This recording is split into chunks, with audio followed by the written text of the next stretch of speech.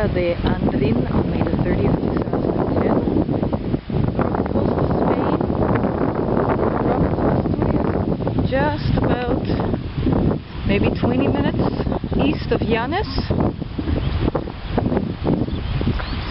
Very windy here, so I'm gonna stop at this promontory here, give you a nice look down to the beach. There we go.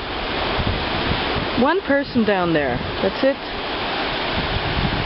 Well, it's not too cold. I would say it's probably maybe 18 degrees, 20 degrees, but I'm not sure if it's bathing weather, that's for sure.